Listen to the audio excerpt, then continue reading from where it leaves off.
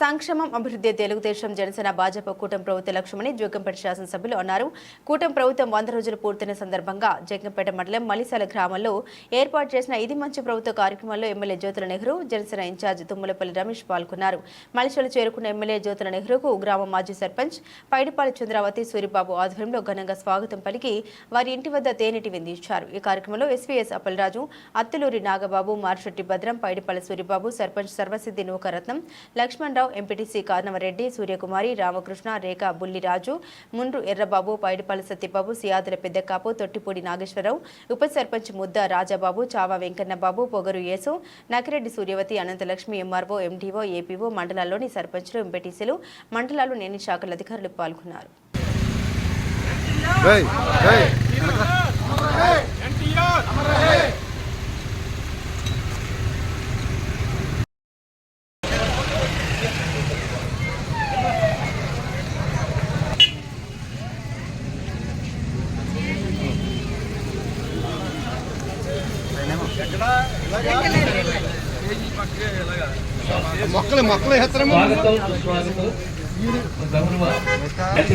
శాసనసభ్యులు గౌరవ ఎంపీటీసీ 1 కనకరెడ్డి సూర్యకుమార్ గారు, మల్లిసాల ఎంపీటీసీ 2 శ్రీమతి అత్తులూరి నాగరత్నం గారు, అలాగే అందరికి కూడాను సభావేదిక అలంకరించవలసిందిగా కోరుతున్నాం. అలాగే నియోజకవర్గ మండల స్థాయి పెద్దలందరినీ వేదిక అలంకరించవలసిందిగా కోరుతున్నాం.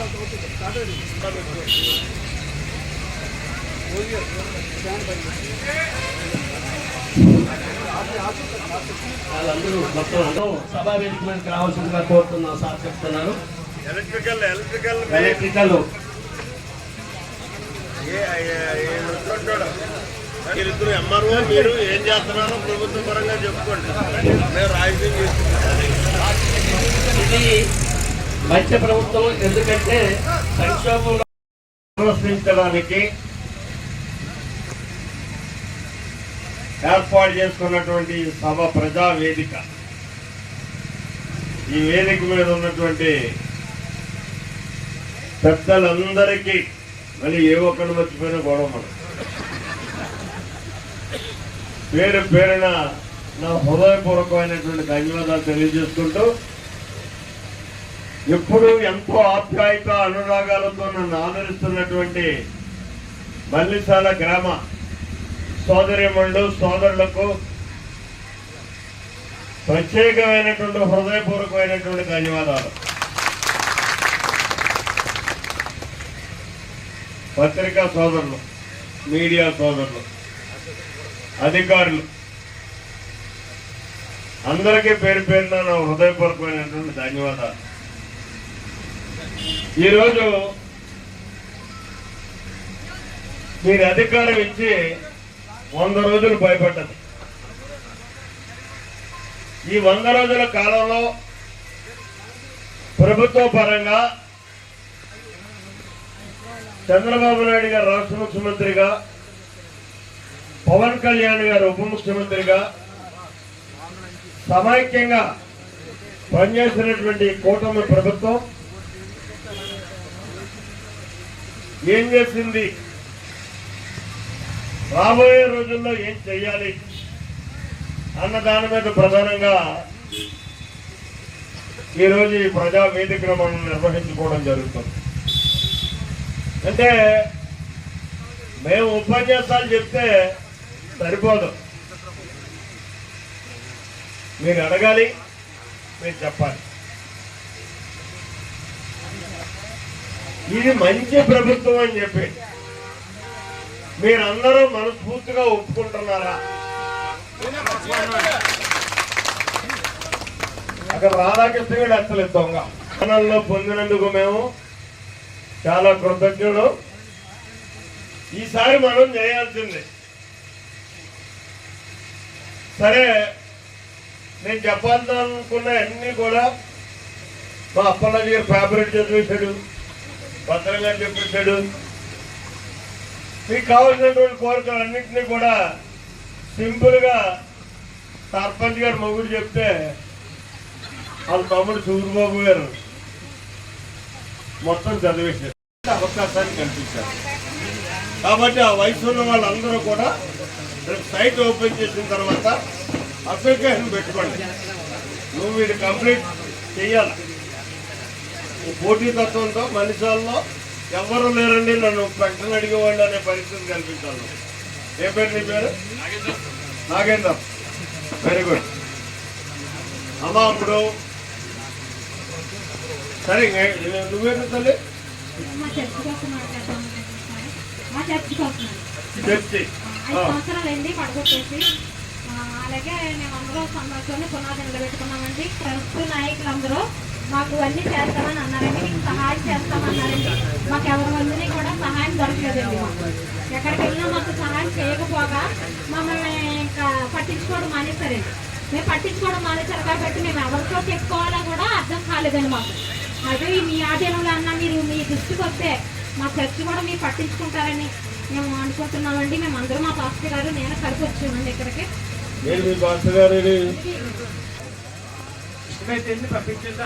ఎవరికి?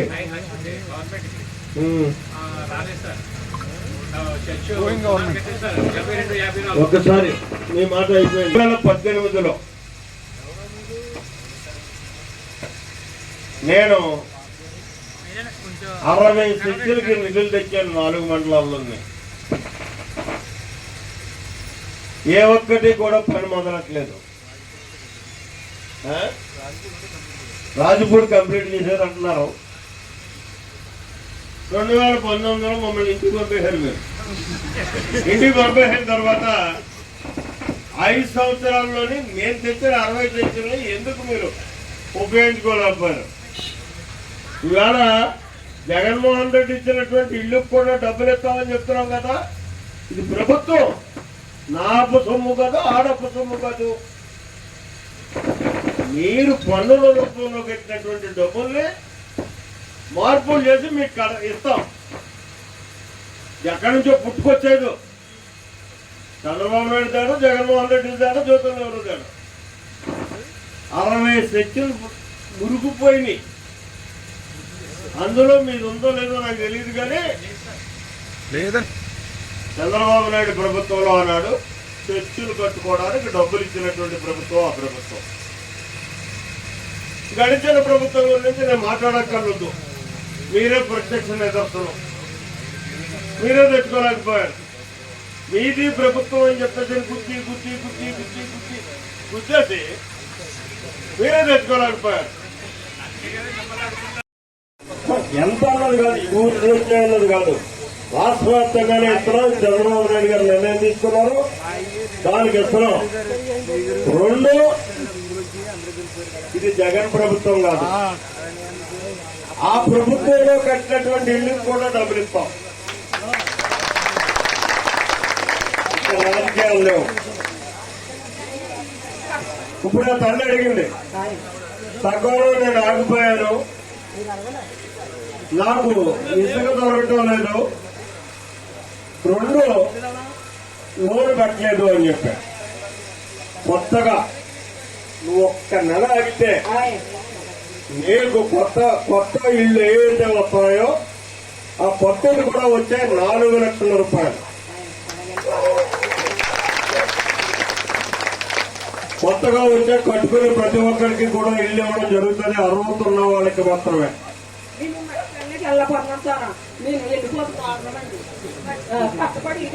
నువ్వు వెళ్ళాలి. నువ్వు వెళ్ళి ఏం చేసేస్తున్నావు, నీకు తెలుసు, నాకు తెలుసు. వెళ్ళి ఎంతవరకు ఏం చేసుకుని చెట్టు అనుకుంటావు. నీ 200 నీకు ఇస్తారు. అమ్మా నీ భర్త కొడుతుందా? భర్త లేడా? ఇప్పుడు నువ్వులోనే సైట్ ఓపెన్ చేస్తున్నారు. మీ సచివాలయానికి వెళ్ళి నువ్వు పెట్టించుకో. సచివాలయ ఎవరండి దానికి చేసి బాధ్యులు ఎవరు? సచివాలయం అని నువ్వే కదా. దృష్టిలో పెట్టుకో. ఇటువంటి కేసులు ఎన్నున్నా సరే నువ్వు పెట్టు. నిన్నే చంద్రబాబు నాయుడు గారు అనౌన్స్ చేశాడు, కొత్త పెన్షన్లు ఇవ్వబోతున్నాం అని చెప్పేసాను. నేనేమంటానంటే నిర్మూలకంగా అన్నారు, నువ్వు పెన్షన్ తీసేయని అంటున్నాను. నేను నన్ను కొట్టినా తిట్టినా సరే ఇచ్చారు కదా.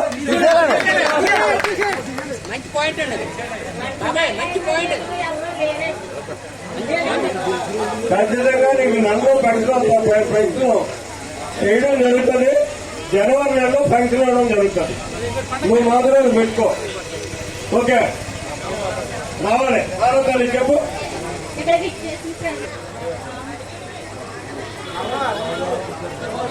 ఇక్కడ నేను రేషన్ కార్డు పెట్టుకోవాలంటే మ్యారేజ్ సర్టిఫికేట్ కావాలంటున్నారండి. మ్యారేజ్ సర్టిఫికేట్ కావాలంటే సచివాలయంలో చాలా సార్లు తిరిగానండి. మేము ఇక్కడ సేమ్ రిజర్వేషన్ ఆఫీస్కి వెళ్ళిపోండి అంటున్నారు. మేము రేషన్ కార్డు పెట్టుకోవాలి కదండి, మేము కారణం ఏంటో చెప్తారని. అమ్మా నీ వయసు ఎంత? 22 వచ్చా నిజంగా? ఆధార్ కార్డు చూపించమంటారంటే ఇప్పుడు నువ్వు నీ పెళ్లి కార్డు, నీ ఆధార్ కార్డు, మీ డిజిటల్ అసిస్టెంట్కి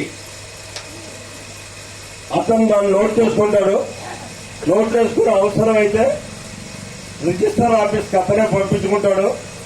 రిజిస్టర్ ఆఫీస్ సర్టిఫికెట్ దగ్గరకు వస్తుంది, అతను నీకు ఇస్తాడు. నువ్వు వెళ్ళడానికి కాదు, వీళ్ళు వెళ్తా. ఎంఆర్ఓ ఆఫీస్కి వెళ్ళండి, రిజిస్టర్ ఆఫీస్కి వెళ్ళండి, పోలీస్ స్టేషన్కి వెళ్ళండి అని కాదు. సచివాలయ సిబ్బంది అన్నది ఈ రాష్ట్రంలో ఎన్ని శాఖల్లో అన్ని శాఖలు ఉన్నారండి అధికారులు. ఆ శాఖలకు సంబంధించినటువంటి కార్యక్రమాలన్నింటిలోని బాధ్యులు వాళ్లే. వాళ్ళు కంప్లీట్ చేసి మీకు ఇవ్వాలి. పాపం వాళ్ళకి తెలుసు లేదు, అది తెలియదు ఇంకా. దాని మీద కూడా ట్రైనింగ్ క్లాస్ పెడదాం అనుకుంటున్నాను నేను తొందరలోనే. వాళ్ళందరికీ కూడా మీ డ్యూటీలు ఇరా బాబు. ఆ డ్యూటీలు సక్రమంగా చేస్తే ప్రజలు మిమ్మల్ని మన్నిస్తారు అని చెప్పారు నా ఆలోచన, నమ్మకం. ఎందుకంటే నిన్న డబ్బులు పడ్డాయి వీళ్ళకి 15. ఇప్పుడు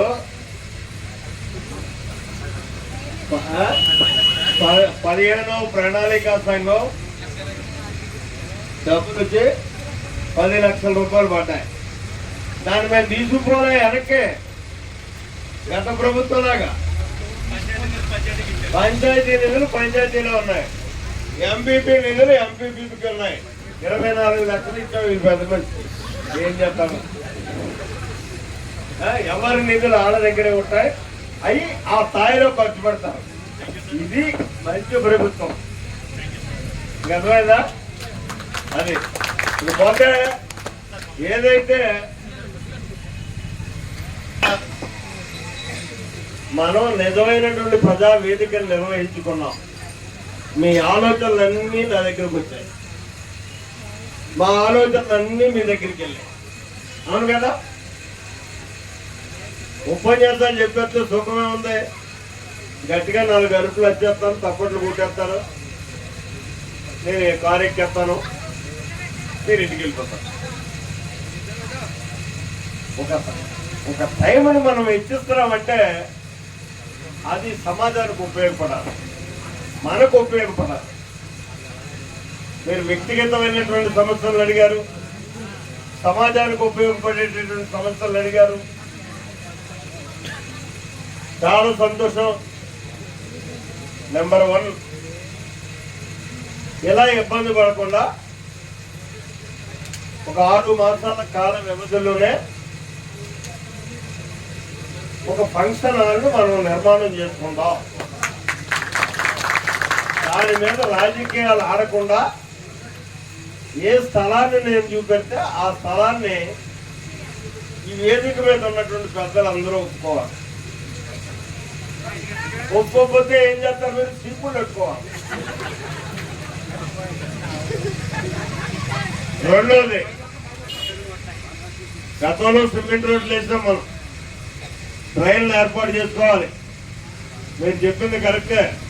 ఇప్పుడు అతను చెప్పినటువంటి 10 లక్షలతో ట్రైన్లు అయిపోవు. నీ ట్రైన్ అవుతేమో. ఎందుకంటే సిమెంట్ రోడ్డుకి రూపాయి అయితే 2 వైపులు వేసే ట్రైన్లకు 2 రూపాయలు అవుతుంది, అంత ఖరీదు అవుతుంది. నేను